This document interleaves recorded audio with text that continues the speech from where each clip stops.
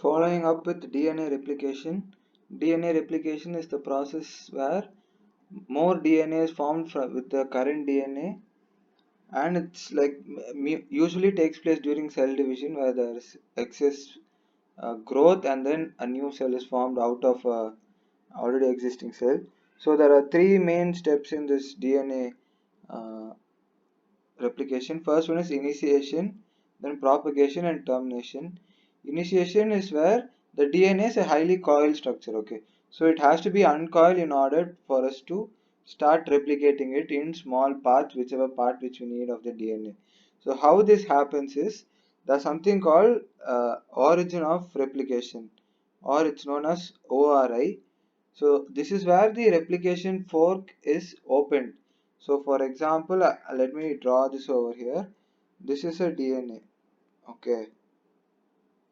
So say my replication, origin of replication is over here. So this is how my DNA is going to open up. It will open up like this. Okay.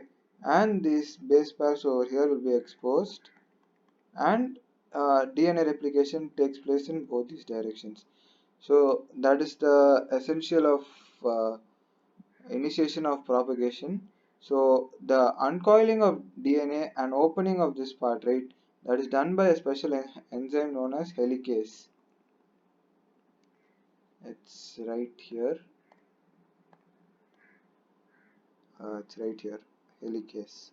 Helicase plays a very important role in opening up the DNA, and it also recruits DNA polymerase. Now, any kind of polymerase is going to keep adding structures with, suppose I have a DNA polymerase, what it's going to do is it's going to make more DNA from a starting point which is known as a primer. So it can't just randomly start making DNA, it needs a special starting sequence, and that is known and a special protein with which it starts synthesizing more DNA. So how that happens is there is an RNA primer. Okay.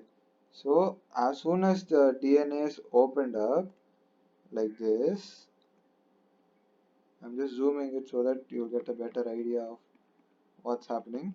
So this is your DNA and this is your replication fork. So all of this will become more complicated as time goes by, but let's take it one step at a time. Okay, so this is the replication fork, and there's going to be a RNA polymer over here and over here. Okay, and DNA synthesis is going to take place in this direction and this direction.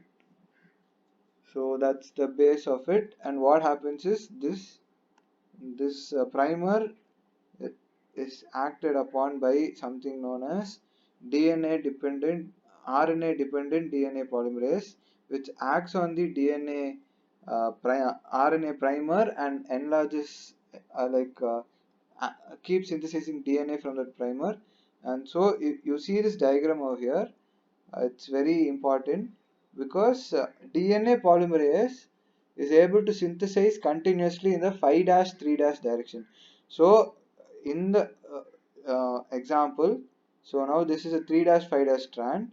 There basically this 3 and 5 is based on the phosphodiester bond and where the phosphate bond is present. Okay.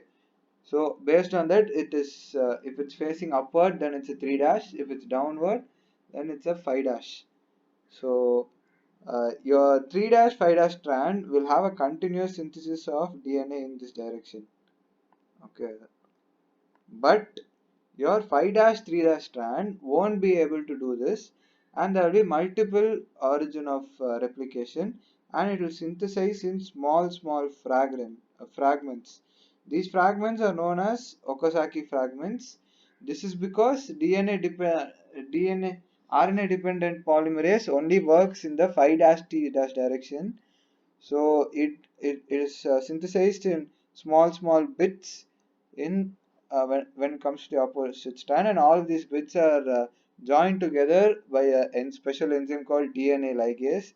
So the leading strand, this is leading only because the DNA polymerase is continuously acting and adding more DNA to it, whereas the lagging strand, which is opposite to the direction of synthesis of DNA polymerase, is synthesized as small Okazaki fragments. These fragments are then joined together by ligation. So DNA ligase will act on this part and join the bits of DNA together, and all of this is proofread to ensure that no um, there is no mistake in any of the base pairing. So basically, initiation, origin of replication, that's the opening of a replication fork. But actually, in reality, it is a replication bubble. Okay, suppose this is the thing, and you're opening up DNA over here. It will become a bubble like this, and it's not actually a fork. So something to be noted. And if you say it's a replication bubble, yeah, people will take you more seriously, so it's good to know. And then it's primed with the RNA primer, then RNA dependent DNA polymerase enzyme acts on it. It produces DNA in the leading strand continuously and as Okazaki fragment in the lagging strand, and all of that is joined together by DNA ligase, and then this is the base of DNA replication, and it's proofread to ensure there is no different structure in the thing. There's no the wrong base pairing which might occur, as most the DNA replication process is very strenuous, and it's very continuous, and it always takes place in our body. So there are chances of mistakes happening over there. So there are many proofreading mechanisms in place, and that would be all about DNA replication. Please do like this video, subscribe, and share it to all your friends. Thank you.